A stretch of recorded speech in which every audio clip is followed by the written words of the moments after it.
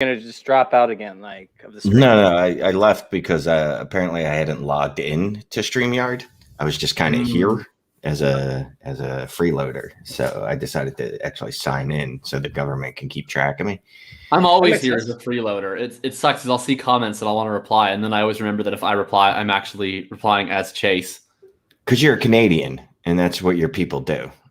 There's a lot of Canadian hatred coming out of Shane. It's not racism when you make fun of Canadians because they're not really people.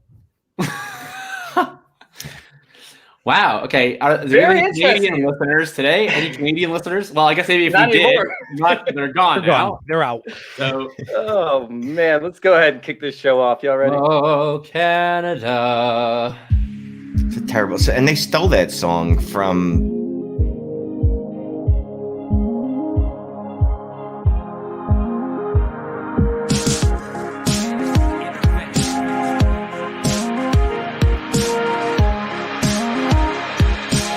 This is Fantasy Intervention.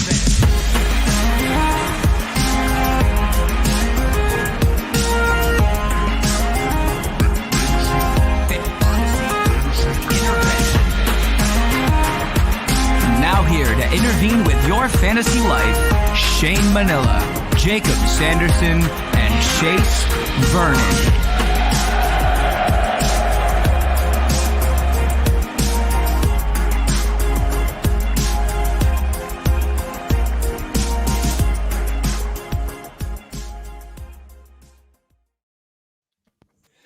Welcome in all of the Canadian viewers that have now left in protest thanks to Shane's blatant racism or non-racism, as he claimed. But you're not here for Canadian content. You're here for football content, and we have a great show today. Welcome back. Chase and Shane as always, but nobody cares about you guys. We got John Bauer here, Fantasy Confidential, host of the Dynasty Theory Fantasy Football Podcast. Why don't you lead us off, John? Welcome aboard to our Tuesday night program here on Fantasy Intervention. Guys, I appreciate you having me on, and thank goodness I'm not Canadian because, well, my feelings will be so hurt. But Shane's hurt my feelings before, so I'd be used to it. It's all right. I don't think that's true. I don't think No, but come on, just go with it, Shane. We gotta keep it spicy here. Yeah. Shane, how are you doing today? Have you been hurting a lot of feelings lately? Not that I know of. I mean, I randomly make fun of Canadians, but again, they don't count as people. You know, it's becoming less and less random, Shane, and more targeted. It is more of a targeted attack. It's going to be funny when I keep going after Canadians jokingly on Twitter, and then I get banned for targeting a group of people. Although, again, are Canadians really people? All right, and okay. Could you guys hear Shane? By the way, could you guys hear him singing, or starting to talk as soon as the intro cut in? I could, and then he came in at a good time. I think he's the only person that I know that can actually talk during the intros. Nobody else can do it. We've tested it out. Wow. I can't even do it. He's the only person I can hear him every single time. Maybe my voice is just in your head. Chase, how are you doing today? Yeah, maybe you're just in our head. I'm doing great, man. I've been working on this whole new breakdown for how to tell if people benefit from the combine, essentially, or there's actually numbers to be followed in the combine. So I've been doing this breakdown for about 5 years now of 480 different players. Over the past 2 days, it's been absolutely draining, but really cool to kind of see how some of these breakdowns have ended up. So I'm very, very excited to actually get it out there for the public. That is awesome and super exciting stuff. I can't wait to hear more about that. So let's get into things tonight here. We have John Bauer, who, as I mentioned, is the host of the Dynasty Theory Fantasy Football Podcast, on with us tonight. And it has been a packed offseason filled with highs and lows and mostly players signing for underwhelming deals with their own teams. But John, as the Dynasty theorist on the show, let's kick this off with you. What is sort of an overarching theory that you think Dynasty managers would benefit from looking at an offseason, especially at this part of the offseason with so many moving parts to help get an edge in their leagues? There's so many. I mean, You really did put me on the spot here, Jacob, but there's so many different things that you could look at. And a really simple one. I mean, it doesn't matter if you've been playing Dynasty for 20 years. It doesn't matter if it's your first season. One thing that I like to do, especially during the off season, it's a tiered ranking approach. So you go in, let's talk about a blanket statement here with like quarterbacks. You're not going to do quarterback 1 through 12. It's going to be, okay, here's my top tier of 3 quarterbacks, and then I have 4 through 6 together. And what that does, it allows you to pick up very small values at times, but still value nonetheless. And you're able to pick up value in those margins there. So if you have 3 quarterbacks tiered together, and I know for a fact, because Shane, he's constantly on Twitter, he has quarterback A ranked, significantly higher than me. I know there's a chance that we might be able to get a deal done the other way. Especially if I have that quarterback, whereas he has a quarterback in the same tier, and I'm going to be able to get him to add something to that. Again, at times it's a really small difference and value that you're picking up, but it still can help you along the way. And one example that I used recently with all the news taking place, it was looking at quarterbacks like Cam Newton, Andy Dalton, and Ryan Fitzpatrick. And if you talk to 5 different people, they might have, any which way ranked. And if you can get anything added to one of them, I think that's a win, to swap the quarterback. So that's just something really small that I look to do throughout the entire year, but certainly during the off season. John, I've never been so turned on before. Like that was so sexy. Ooh. No, I ranked for Dynasty. What's up? Do you get out much? Not anymore. Not anymore. No, I mean, I do the same thing. I rank for Dynasty Nerds. So everybody, you see people that have these rankings, and it's like, you see a running back and then a wide receiver and then a tight end. It's like, you can't tell me that this player is definitely, X player is going to be definitely better than Y player. You have to be okay with taking, one or the other if one doesn't make it back to you. So I always rank in tiers, and that's huge for me, is understanding hey, the outcomes could end up resulting in X, Y, Z for all 3 of these different players, or 4 or 5 different players. So I always rank in tiers. I love that. And during startups, just to wrap this up from my end, it really helps you navigate through them, because if you're on the clock in 5 picks and you're like, oh, I really want the player X, but he's in a tier with 4 other guys, that shows you there's no reason for you to move up. And again, it might just be a small piece that you're moving to move up, but it helps you along the way. And I just think it's a very important approach to include in what you're doing there. I love everything that you guys were both saying there. And I'm going to transition that a little bit into my rant of the day. You were talking about quarterbacks, and that's probably the biggest takeaway that I have in terms of not just from this offseason, but going forward as a viable strategy. And it's something I'm working on for my next article, is that the middle tier of quarterbacks and the idea of quarterback longevity is, in my view, one of the most overdrafted positions, especially in early startups. And it applies if you're doing startups now, but it'll apply even more so, going into next year's startups. Look at what just happened, with these quarterbacks that were available for virtually free, right? Ryan Fitzpatrick, you could have had either off waivers or probably for a 3rd or 4th round pick in January. Andy Dalton, same thing. Cam Newton, same thing. Even folks like Carson Wentz, Jameis Winston, or Taysom Hill, whichever one you think is ultimately going to end up starting, maybe both, could have had very, very, very cost effectively if you were doing these drafts in January and February. And now all of a sudden they look like locked in starting quarterbacks. Instead, you're seeing folks like Daniel Jones, Jared Goff going in, round 6, round 7, and you're paying for this longevity that might not actually manifest.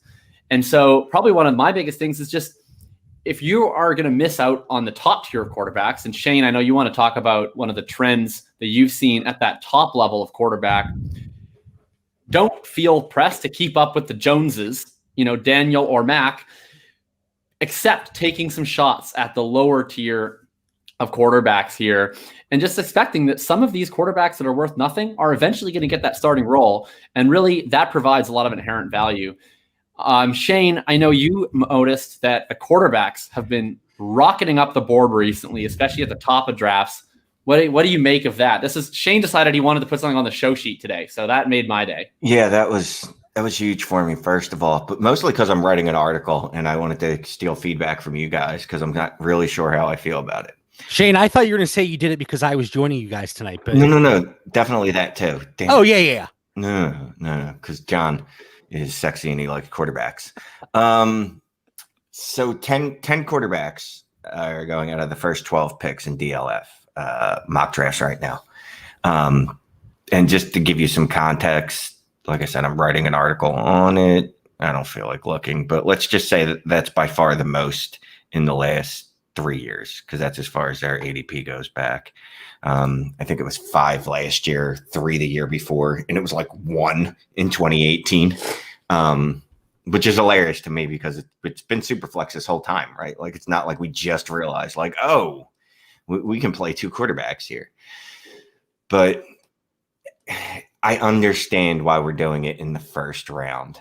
That's fine with me. But if you're drafting quarterbacks later than that and you're overdrafting them, like you're drafting Daniel Jones, or here's a perfect example. People are drafting Drew Lock over Tyler Boyd.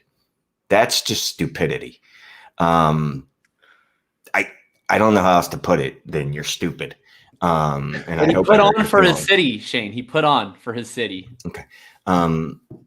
And just, you were talking about longevity and things like that. So I looked at the ADP from 2017. Does that sound right?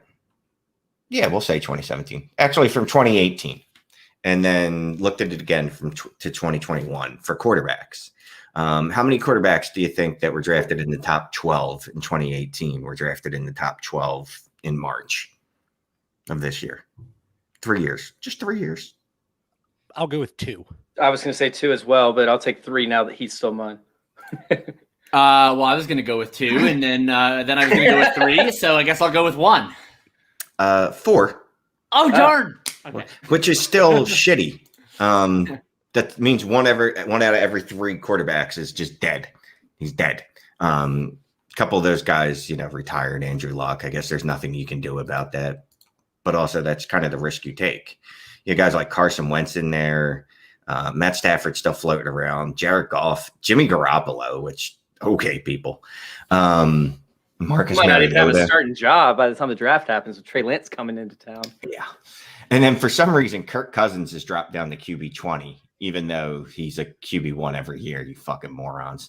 It just...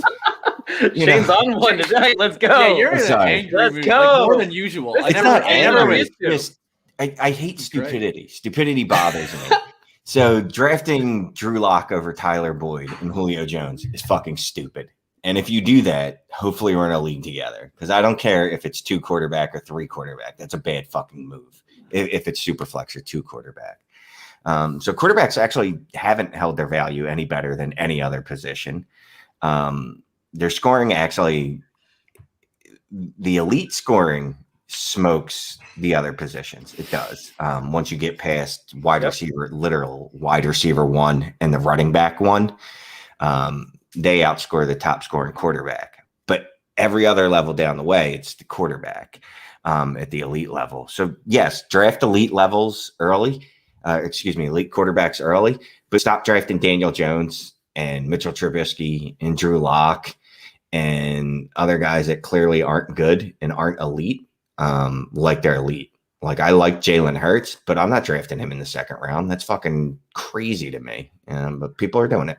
Well, my take on that is I actually did a whole research paper on this. It was one of my longest articles I ever did outside of the COVID one. And it pretty much just talked about how the bell curve of like production from, well, maybe not bell curve, but the production level from the top end quarterbacks drop off when it comes to the 2nd tier and the 3rd tier, et cetera, et cetera. Like, they drop off significantly. But the bigger thing that drops off is consistency. So when you're drafting players like Drew Lock, I know Shane knows that there's just defenses, which matters for quarterbacks, right? Doesn't matter about the independent defensive players, but defenses as a whole actually matter for these quarterbacks. And at that point, you're pretty much playing a quarterback that has no chance of succeeding up against tougher defenses on a regular basis. So you're pretty much just wasting a draft pick. How many games out of the year? Like maybe 6, 8. So at that point, I'd rather have a wide receiver or running back that I'd start almost every week than have a quarterback that I'm only playing 50% of the weeks at that point. John, let's get you in here. Any last words, and then we're going to go over some of the big news going on in the offseason between now and our last show. There's two things. One, as Shane was talking, I had to go back and look because a startup that just wrapped up not too long ago, I took Drew Lock. But luckily, I took him three rounds after. Do you mean luckily? Oh, I like that. Luckily, yeah. Well, luckily, I took him 3 rounds after Tyler Boyd. So I feel okay there.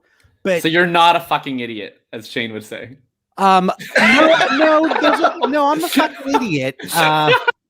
But in this one situation, I can say I'm not.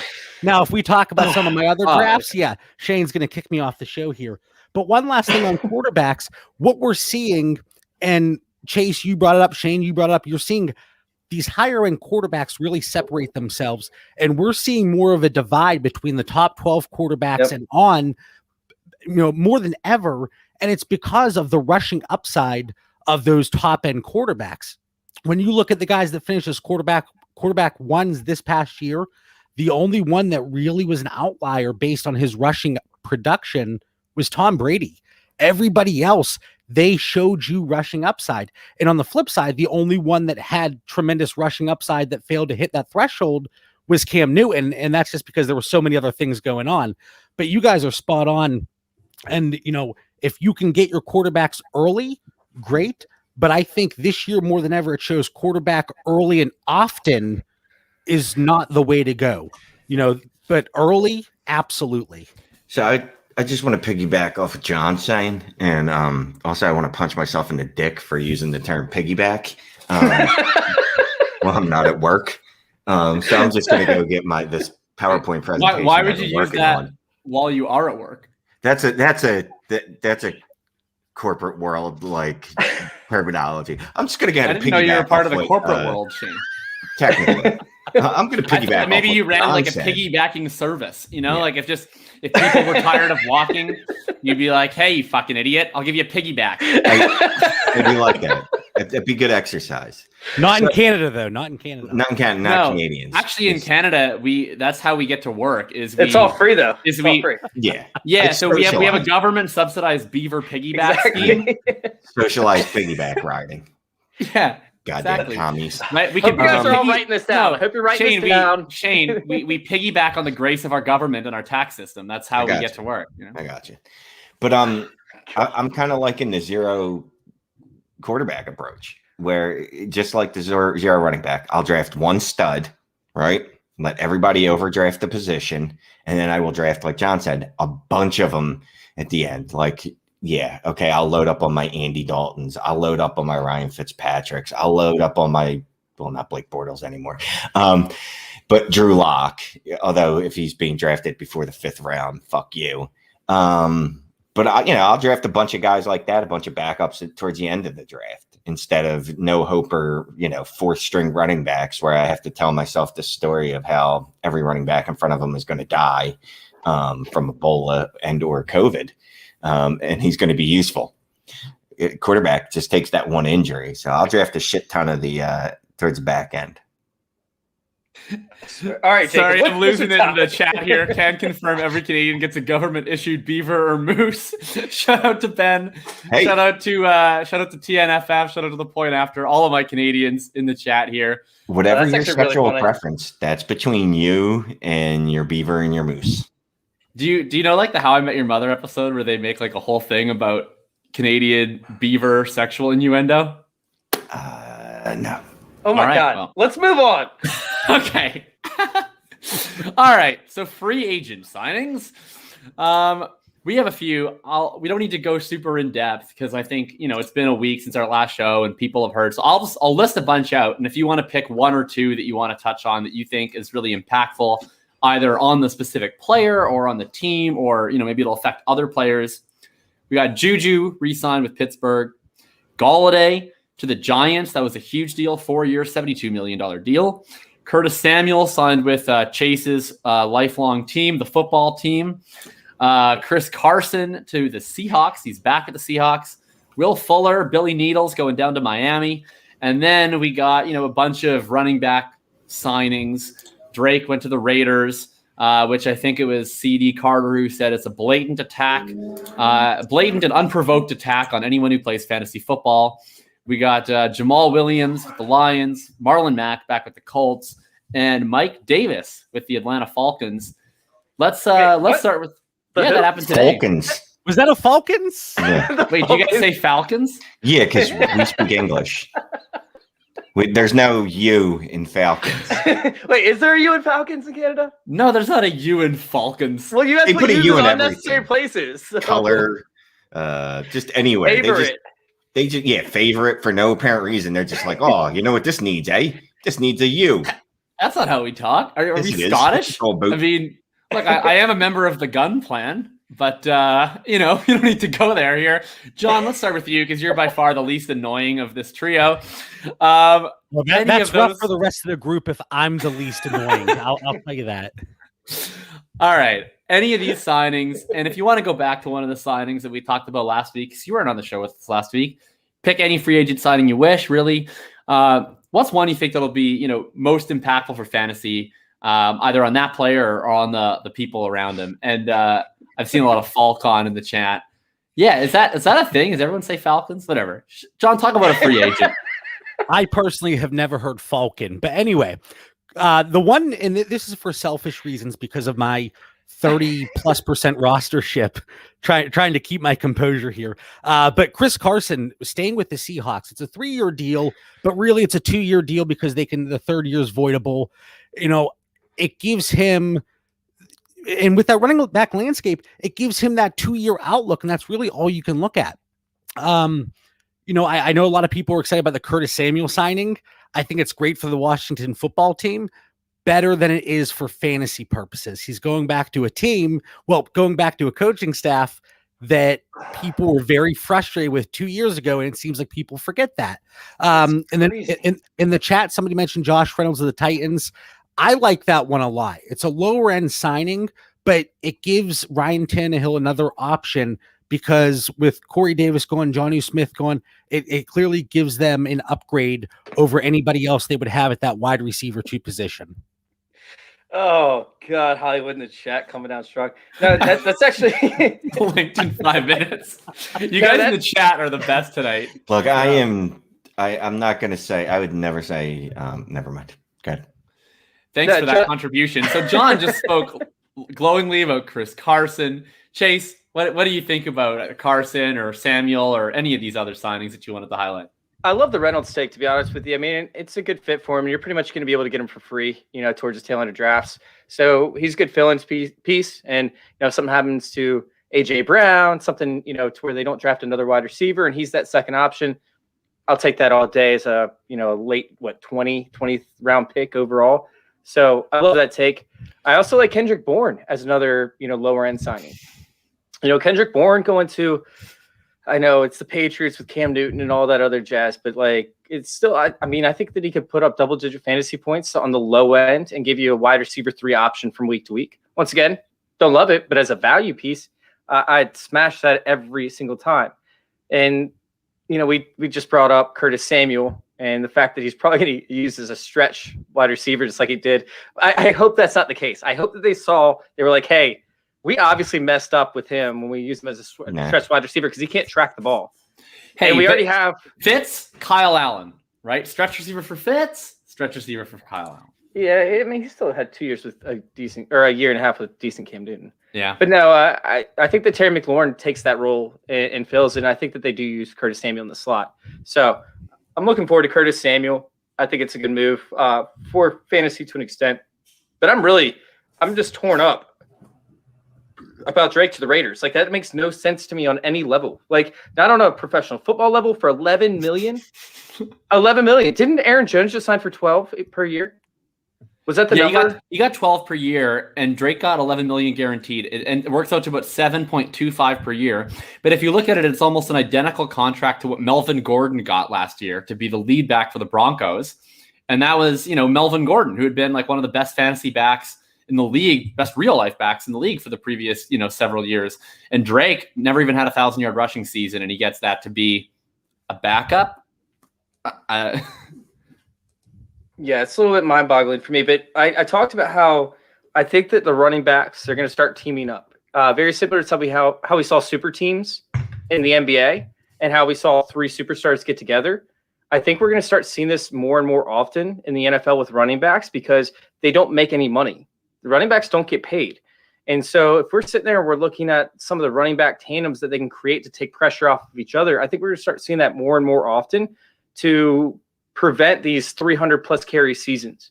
So we're seeing it with Kenyon Drake. Obviously Kenyon Drake and Josh Jacobs.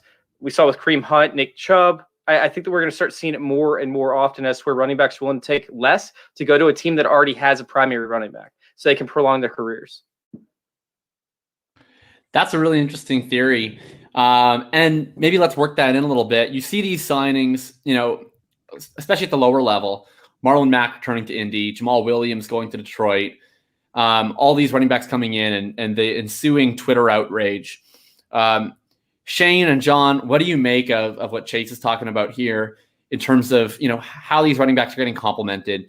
And what does that mean, for a Swift or a Taylor who's getting that compliment in the backfield now? Or, for a guy like, an A.J. Dillon or an Aaron Jones, with them both still being in Green Bay, or a Chris Carson and a Rashad Penny, who are both going to be sharing the load, presumably in Seattle.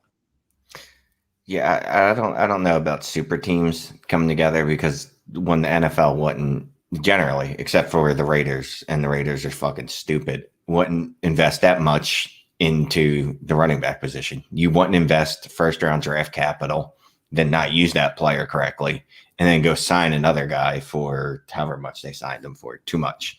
I can't see many teams doing that. I see more teams doing what the Packers do. You have Aaron Jones and A.J. Dillon now.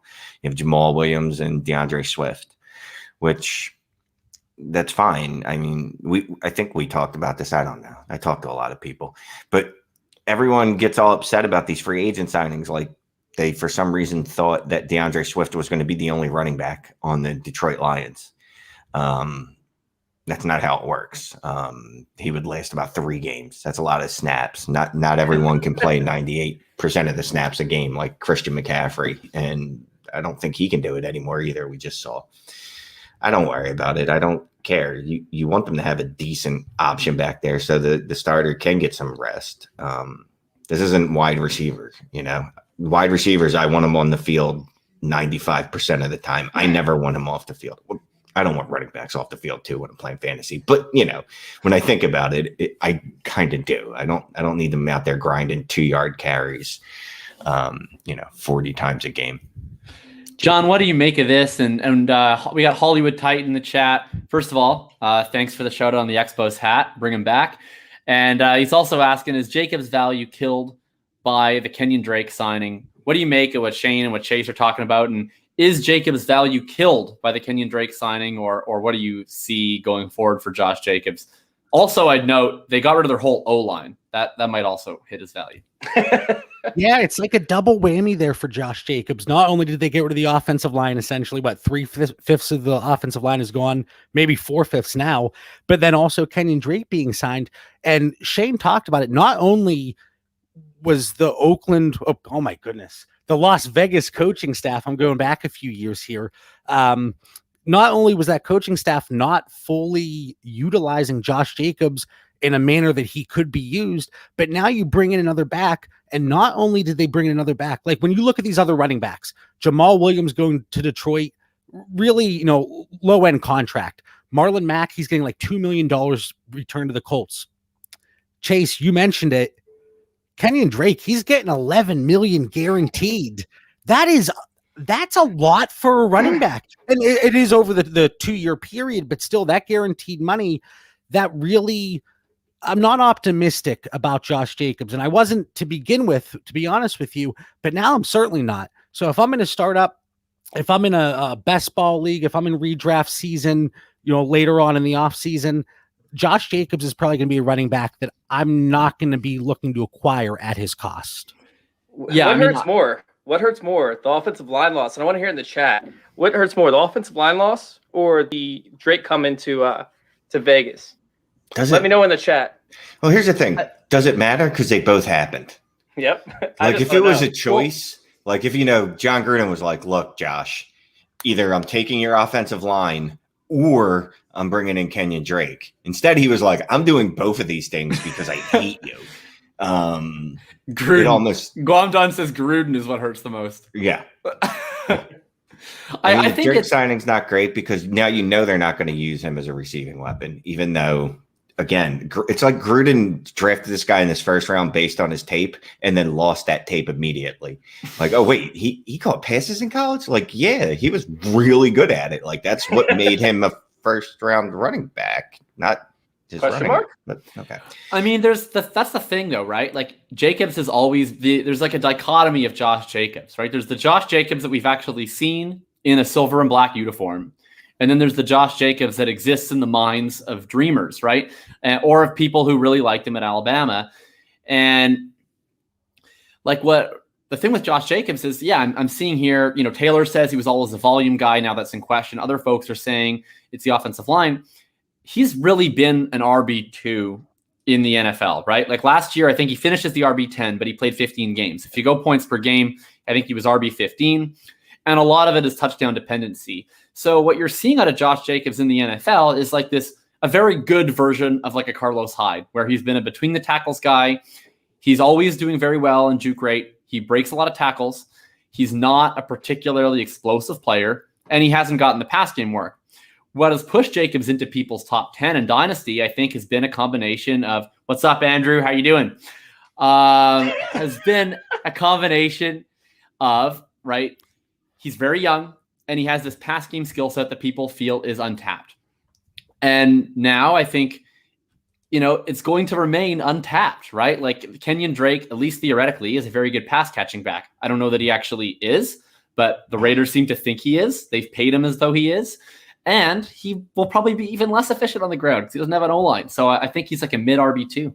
Maybe Josh Jacobs becomes the pass catching back. And Kenyon Drake takes the first and second down work.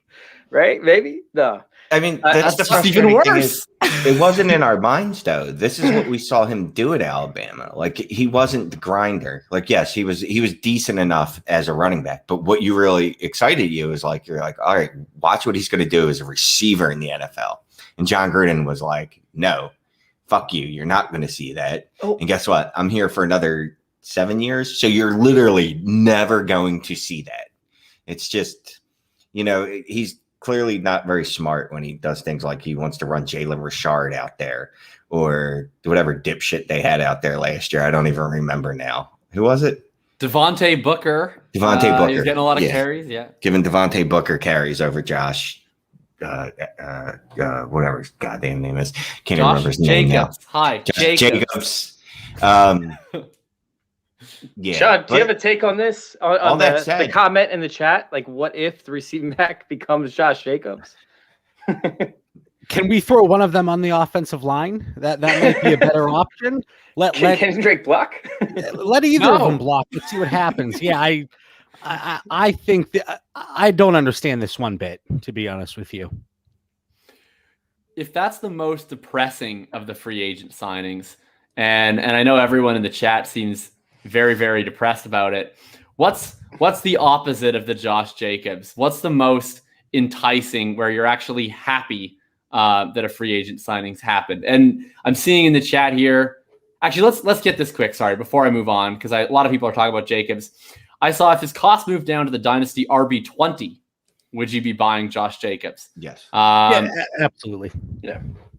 Okay. I that's like where I have him, I think. It's like literally right at 20. So I'm ambivalent at that point. But I think that's at least more fair. It's at least the floor, right? Like for he is at least proven to be a good running back between the tackles. It's just, is he going to get the receiving work that he showed he could do at Alabama? Let's transition here. We're talking about, okay, I see Fitz McLaurin. Shane, I don't think you've given a good news free agency take yet. We talked about Carson. We talked about Reynolds. What's a free agent signing that you were really happy to see, especially one within the last week? Does anything make you happy, Shane? No, this free agency period has basically been just awful. Like, there's nothing I really enjoyed about it. I mean, Will Fuller in Miami. I like there Will you Fuller go. in Miami. Number 2 hasn't been throwing it deep. I'm a big Tua He will Tagovailoa guy. now. Wait, who, Shane? Do it for the Tua fans. Tagovailoa. Because I've been buying Tua all off season. So now I'm happy that he actually has a competent receiver with him. And Devontae Parker is much better served as being your third or fourth option in offense as opposed to your first option. And it's only 1 year, so they could still, if they choose to, they'd be okay with. They could still draft Devontae Smith or Jamar Chase. So I'm excited for Tagovailoa and Will Fuller. I'm excited for Will Fuller because he's landed on a roster where he can basically be the wide receiver 1 like he was last year for the Texans before he got suspended for using drugs. I Drugs absolutely love this landing spot for Billy Needles. And anybody that nickname's going to catch on. I will will it into existence. Is that yours? Yeah, that's trademarked. Yeah. God. Oh, God. Patent is pending on Billy Needles. What do you guys think? Is Will Fuller going to be the clear wide receiver 1 in Miami? And does this make Shane, what is it exactly? Tua Tagovailoa? Tagovailoa. Of course. Yeah. I feel like the name that you're saying is way harder than his actual name. I don't even know if I know his actual name at this point. I know it's Tua Tagovailoa. No. Tagovailoa? No. Tagovailoa. Is Tua Tagovailoa. See, that's wrong. John, you say it. It is Tua Tagovailoa. No, it's a tongue. That's how it's pronounced. It's Tua Tagovailoa. That's too much. I feel like we're just making things up now. Oh God, here we go again on one of those rants. It's just another Canadian thing to do. I'm just adding U's where they don't belong. I'm adding in tongues, speaking in tongues. Really quick, I might not be as optimistic as Shane is on Will Fuller because my concern is how much of his efficiency and effectiveness was bolstered by one of the best quarterbacks in the NFL in Deshaun Watson. And now you go to Tua. And listen, I don't want to write Tua Tagovailoa off because of what we saw last year, right? The shortened off season, coming off the injury, I'm willing to still give him a little bit of leeway where I know a lot of people, they need to go after a quarterback here in 2021. So I'm not saying that, but I do have a concern that he is not Deshaun Watson, and that could hinder Will Fuller's upside ultimately. Could he be a mid wide receiver 2 for fantasy purposes? Sure. And the price that you got him at, this offseason, if you get a startup early in the offseason, it's a slam dunk. So, I am going to temper expectations a little bit, but yeah, I don't know. Shane, maybe you are.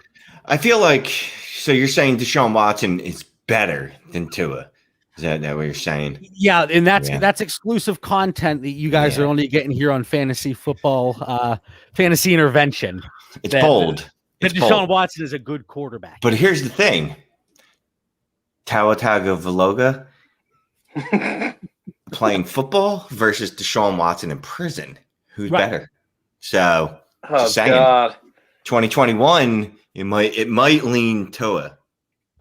Right. Oh God. Chase, what do you? I'm gonna just bypass that. Chase, what do you make of Tua Tagovailoa and Billy Needles down in South Beach? Well, first off, Bell comes in.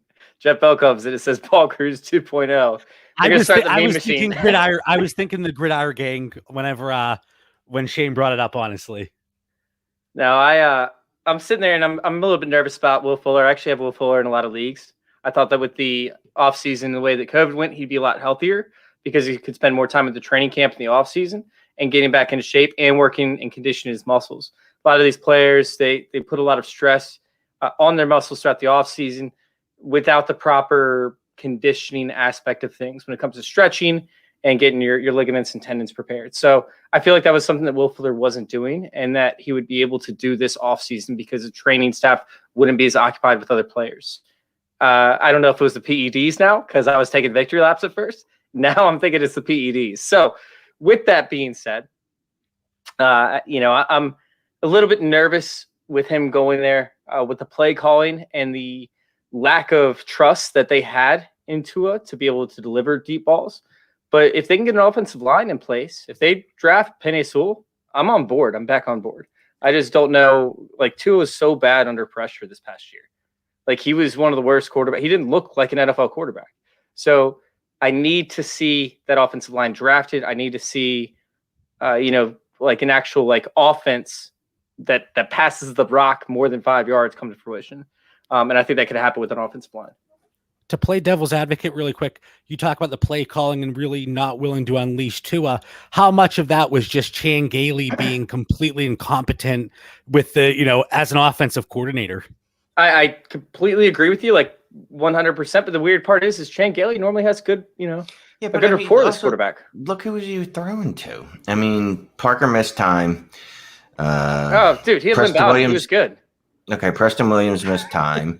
At one point, like they had 1 week, it was like Jakeem Grant, Lynn Bowden Jr. Lynn Bowden's the GOAT, man. Yeah, Lynn Bowden's the GOAT. Like they tried to trade for Rashard Higgins to be their one a couple of weeks. Dude, their wide receivers were actual trash cans. It wasn't great. It was not great, Bob. Devontae Parker, and I like Devontae Parker, should not be he's not a wide receiver one on any offense. And if he is, then your offense is likely not good. And ipso facto, meaning the Dolphins' offense was not good. Wow. There we go. Throwing out some like 10-cent words here. One guy we have not talked about, and our Australian correspondent, Tom Lee, in the chat, talking about Kenny G, says, seen a lot of people down on Kenny Galladay to the Giants. Wait, you're just going to leave this? You're going to leave the question that's up on the screen just completely. Oh, Rondale? Yeah. Well, I have a show sheet, and I was going to get to Rondale after free agency. I had a plan in mind, Chase. But sure, you're skipping questions. Okay, you want to talk about Rondale? Let's talk about Rondale. All right. All right, let's talk about Rondale. We'll get to Kenny G after. I was trying to do things in a linear fashion where I would talk about free agents, then I would talk about pro days, but Chase has other plans for the show. I just don't want Sal to feel left out. Like we're just skipping over him, and then he leaves the show, and then That's true. We never talk to him again because we didn't answer his question. Well, that's a little bit dramatic, but we could address it. That's very dramatic. Well, hey, Sal, we're gonna get to you. So we can go in linear fashion. We're gonna get to your question, but we want to stay in linear fashion. So we're gonna get to you after. You're now, you're now getting put on the back end of things. All right. Seen a lot of people down on Kenny G to the Giants. Is still the number one of an offense with a young quarterback. Could have been far worse, in Tom Lee's opinion. What are your thoughts on Kenny G to the Giants? Is this a good landing spot, bad landing spot, neutral landing spot?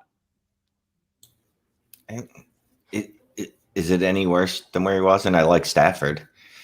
I mean, he's still got. I still think he'll be the target hog there. It's not going to be Sterling Shepard, right? Evan Ingram continues dropping balls at the rate he did last year. He's not going to get a lot of balls. I'm sorry, like a 6-year-old. I'm fine with it. I'm completely fine with it.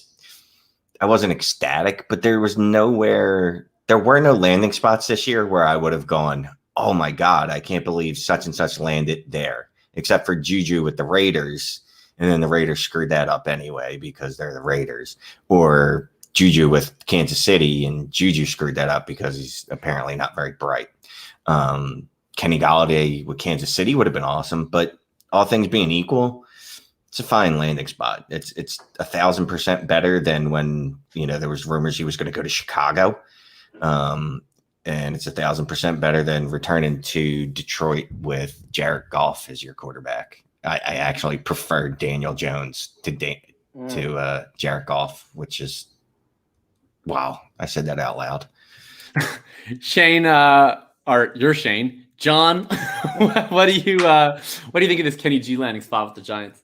I have no issue with it. Kind of like Shane said, I think it's a very neutral pivot from the Detroit Lions. I like Matthew Stafford a lot, and I think he certainly helped Kenny Golladay in terms of, effectiveness and efficiency down the field, just like I talked about with Will Fuller and Deshaun Watson.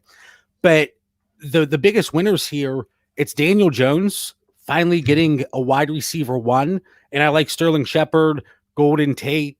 I like them plenty, but Darius Slayton, but Kenny Golladay is leaps and bounds better than all of those receivers.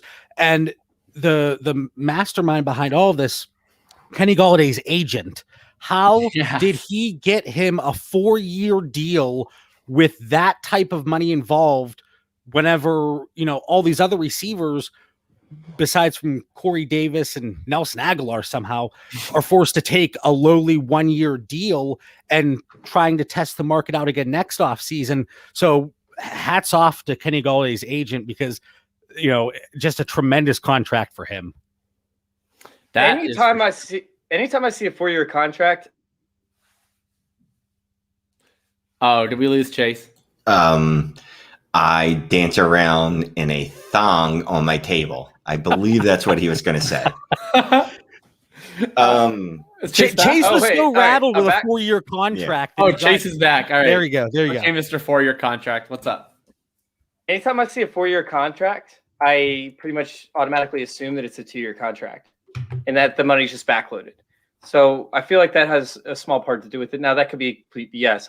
I haven't looked at the details of it, but that's kind of what I assume. Yeah, it's low in year one. Yeah, okay. I mean, it's definitely a manageable contract, but still, like, even if you just look at the AAV, right, it's still $18 million per year, which is like double what Juju and Will Fuller got. So I still think that's quite a solid contract. They can save $11 million by cutting him 2 years from now, and they can save $15 million by cutting him 3 years from now. Stop looking at the cap. The cap isn't a real thing. You know when that matters. Learned anything from Mickey Loomis? The only time that matters is if the player sucks. So if if Golladay does what I think he's going to do, and Kelvin Benjamin's it out there in New York, and just starts eating all the cheesecake and all the pizza and everything in sight because New York's food's just great, and puts on like 70 pounds, then they'll cut him. If he's halfway decent, they're not going to cut him. Don't even worry about it. We're going to be like 300 million. Food takes. Let's if Sal is still with us, let's make sure we actually do get to Sal's question. Pro days were happening today. They've been happening for the last little while, and Rondale Moore absolutely lit the world on his fire at his pro day. He ran a 4.29 in his raw 40-yard dash, so probably somewhere in the low 4.3s if we adjust that. He jumped out of the freaking gym. He had a 42-inch vertical. Jacob, why do we all automatically have to adjust to make them slower? Why can't we adjust to make them faster? I think he really ran a 4.13. Well, Shane, historically, pro day data has generally been about 0.05 seconds faster in times than combine. So when I'm doing my modeling, I've been adjusting up 0.05 for everybody. But as long as you're consistent, frankly, use whatever you like. Regardless, the dude ran fast. He jumped very high. He's also very short. What do you think about Rondale Moore in general among this rookie class? And give an optimistic landing spot, where you would love to see him wind up. I was going to say, can we talk about him being 5'7"? Like when you look at, the information that was out there, it was floating out there that he was 5'9", and now it comes in 5'7". This is the year of tremendous outliers. If Rondale Moore is going to be successful, he's going to be an outlier. If you go back to 2003, there is one receiver. Let me get this right. One receiver drafted in the first 2 rounds that was 5'8" or shorter. And it was, I'm going to butcher the first name, but since Shane's butchering to his name, that's okay. Sonoris Moss. Sonoris. Oh my God. How do you not know Sonoris? That's so simple. Sonoris. Holy cow. Just here. We'll pretend this isn't live. Edit that part out. Oh my God. There's a U after the O in Canadian, by the way, in Sonoris Moss. Holy shit. Oh my God. I got to call it a night now. I got to call it tonight. No, but you can't go. so that was 2006, and that's the only player, Cinereese. But and again, talking about outliers, Devontae Smith, he's going to be a huge outlier if he hits. Kenny Gainwell, he's going to be an outlier. Najee Harris, he's going to be 47 years old coming into the draft. He's going to be an outlier. So if any of these players are really going to hit, they have to be an outlier. But back to Rondale Moore, I had him as my wide receiver 5 previously, but I don't know, man. 5'7". That's concerning. I know Devontae Smith is too skinny. Rondale Moore is too short. There's always something, but that is a concern. 5'7", that's puny. It's almost as small as, or it's a little bit smaller than Cinereese Moss. Here's my feelings on that, John, and I think that's legit. You totally touched on it, and I tweeted about this earlier. Is Rondale versus Devontae is a really interesting conversation to me because they both have this size profile that doesn't fit what you usually see out of successful wide receivers. But in my view, at least, there's 2 types of outliers, right? There's the type of outlier where everyone who looks like this or is performed like this fails. And then there's the type of outlier where we just haven't seen it succeed, or we haven't seen it succeed often because we haven't seen it, period, that often, right? And there's an element of that both of these players are already outliers. Right? Like we don't see 5'7" wide receivers with this 18-year-old breakout and supreme production at 18 years old and the 4.2, 4.3 speed and this vertical and everything else. So Rondale Moore is the only player in the class I don't even have a comp for because he's so unique. I have him over Devontae because he produced a lot more earlier, and he's more athletic. We don't know what Devontae's athletic profile is because he refuses to do any athletic testing. So I can't give him the benefit of the doubt on that. I have Rondale up at my wide receiver 3 because my question is, right, is there the upside where he's top 12 over and over and over again? Maybe, maybe not. But how many wide receivers in this class, would you really bet on having multiple top 12 wide receiver seasons, right? Like I think Chase is a reasonable bet. I would say Bateman is a reasonable bet. Sorry. After that, like to me, it's the thing with Rondale is, okay, what if you took, I see how tall is Cole Beasley? I think he's 5'8". He's 5'8". I was looking him up earlier today too. Like what if you took a Cole Beasley or a Jamison Crowder, but then you were like, actually they run 4.29 and they can jump out of the gym. And like, to me, that's a really interesting player. And they can also get carries out of the backfield. I'm really in on Rondale as a guy who can be that PPR maestro and an all-purpose specialist. But I've been talking too long. Let's get Shane and Chase in here too. What do you guys think about Rondale Moore? Shane, you going to take it? I'm not worried about his size. I mean, at 5'9", he was going to be a slot receiver, right? Absolutely. Okay. Or a third down running back, according to some people. At 5'7", he's still going to be a slot receiver, right? Right. So, I'm really not concerned about it. I'm really not. Do we have concern about the limited sample size and the amount of games he's played over the last 2 years? That concerns me more. That's more concerning to me than his size. But his breakout age was super young, which does pretend good things. But he's a guy like you have him at 5. I have him somewhere in that range, and he's one of those guys where it's gonna be okay. Well, who got drafted first?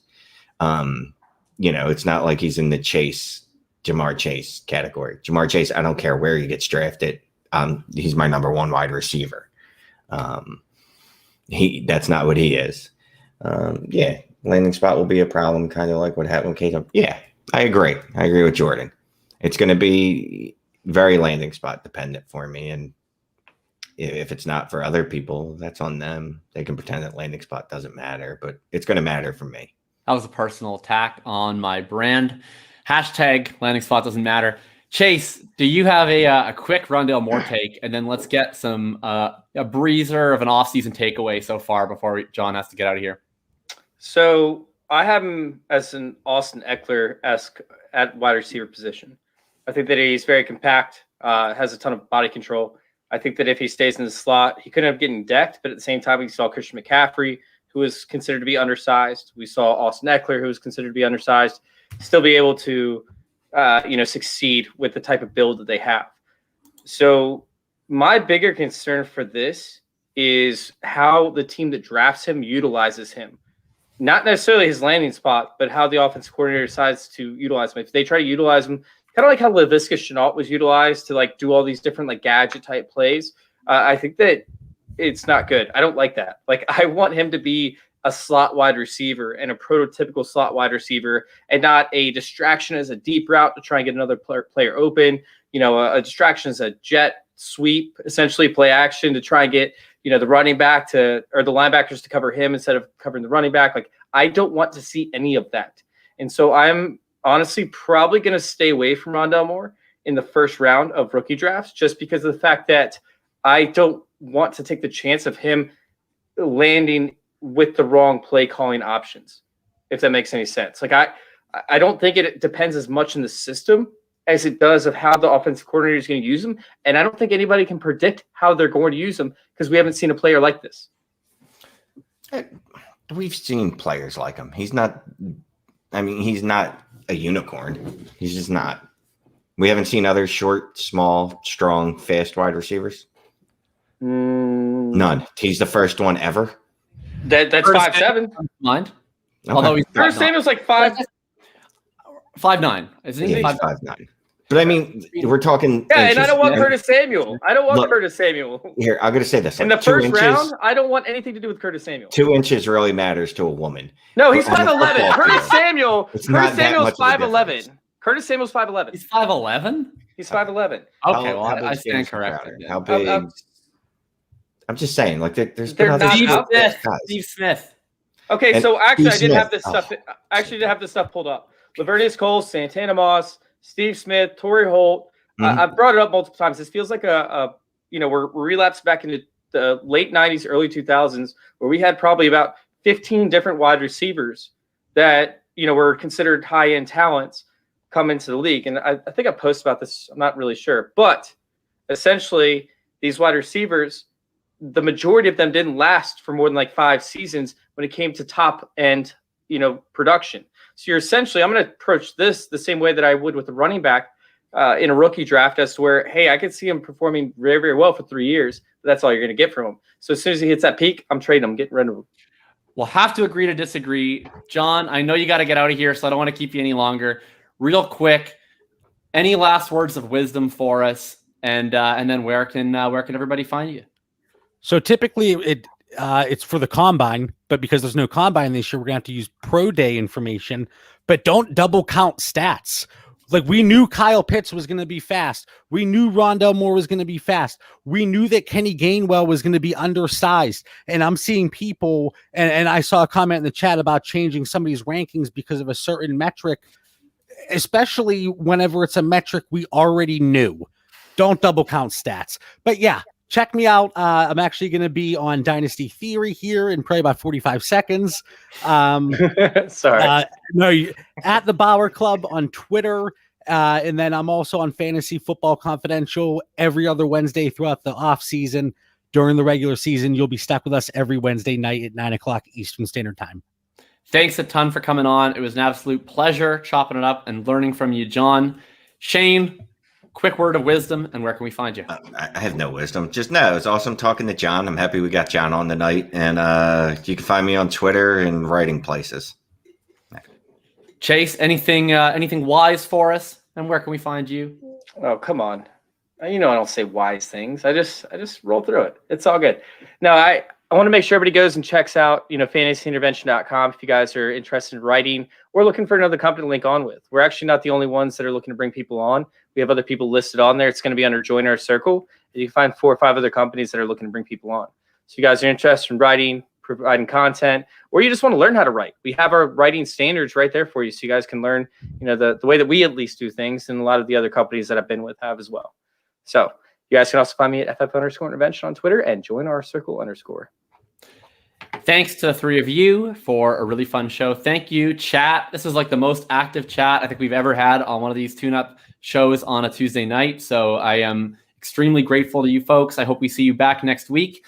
This was a blast. You can find me FF_RTDB on Twitter. And otherwise, have a fantastic night, and we'll see you next week.